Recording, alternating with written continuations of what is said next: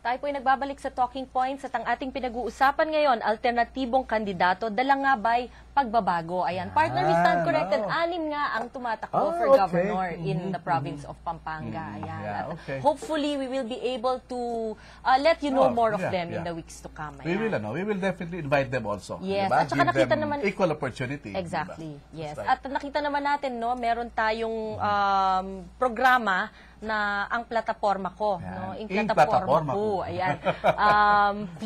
Please, we encourage you to watch it dahil dyan po natin makikita ang mga plataforma ng bawat isa sa kanila. Okay. So, going to our discussion today, partner.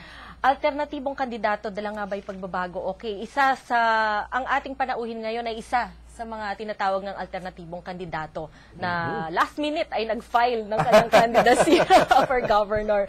Okay, he's here with his campaign manager. Mga kaibigan, papakilala na po natin sila. Father Ed Panlilio is a former parish priest of Betis Church and he is right now running for governor of the province of Pampanga. Magandang gabi po. Among, is it still proper to call you Among, Father? I'm not yet suspended. I'm not relieved. As a priest. Magandang gabi po, Ma'am Darsa and Attorney Boots. Alright, magandang gabi po. And with us also is the campaign manager of Father Ed, Mr. Avril Lakindanum. Magandang gabi po, Mr. Lakindanum. Magandang gabi po sa inyo, sa mga nanonood dito sa Talking Points. Alright, maraming salamat po sa pag-unlak ninyo sa aming imbitasyon. Okay. I'm sure, partner, gusto na lang makilala kung sino si Father Ed. Diba? Talagang he has been the subject of much talk lately, lalong-lalo na. No? Pero marami pong nagtatanong, ano nga ba daw ang ginagawa ng isang pare sa larangan ng politika? Hindi po ba daw ba conflict of interest ito? Separation of church and politics, sinasabi nga po nila. Mayroon po kasing malaking porsyento ng populasyon ng ating lalawigan na naglalayan ng magkaroon ng alternatibo sa politics and may isang krusada na naglalayan ng magkaroon ng responsable, magandang pamamahala ng ating gobyerno, especially on the provincial level. Good governance, efficient, effective leadership in the provincial government. So ito pong grupong ito ay nagninilay, ano? Wala na ba tayong mapiling ibang kandidato? Ano po?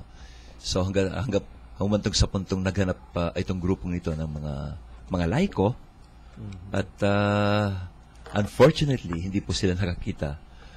Hindi sila nakapilit.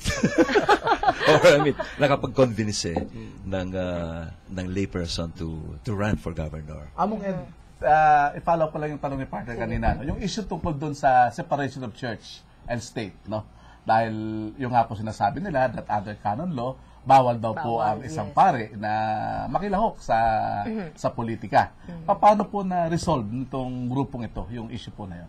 Well, totoo po yun, attorney. Bawal sa isang pare na nasa active priestly ministry ang mag-involve into partisan politics. Ano po.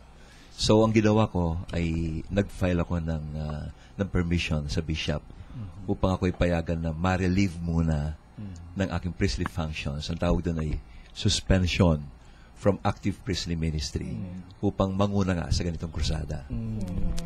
When you say, Father, na nag-file po kayo ng leave, kayo po ba ay napahintulutan na napayagan po ba? Does this need blessing of our Archbishop? Yes. Well, isang proseso ito.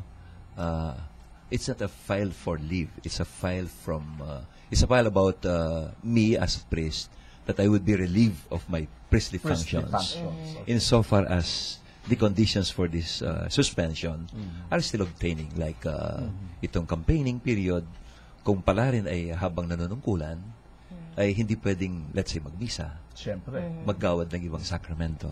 Ano po? So, may steps po ito. First admonition, second admonition, third admonition. After which the suspension letter or order would be issued to me. Pero under the Constitution po kasi, very clear din naman po doon, no, na nakalagay doon that there is yung tinatawag nilang no religious test shall be required for the full exercise of civil and political rights. So, naging issue po actually yung is a priest, no, as a citizen be denied the full right, no, in exercising his civil and political rights, no? And one of them is to run for public office. Although sa atin po kasi, sa ating jurisprudence, ika nga, sa Supreme Court po, wala pa lang tayong sabihin nating landmark case, ano po, tungkol dito. Although sa states, Is this the first sa time US, that this has happened? merong kaso dati na nag-question talaga dyan, no? Yung issue ng a priest running for public office. In fact, that priest from Bohol, if I'm not mistaken, was elected as mayor, no, of that town, no. Kaya lang ang nangyari po doon kasi there is this provision in the administrative code which prohibits priests from running into public office. Kaya lang na-resolve kasi yun in a way na they lack the number of votes to really declare authoritatively that a priest cannot run for public office. So, kumbaga parang hindi clear po yun.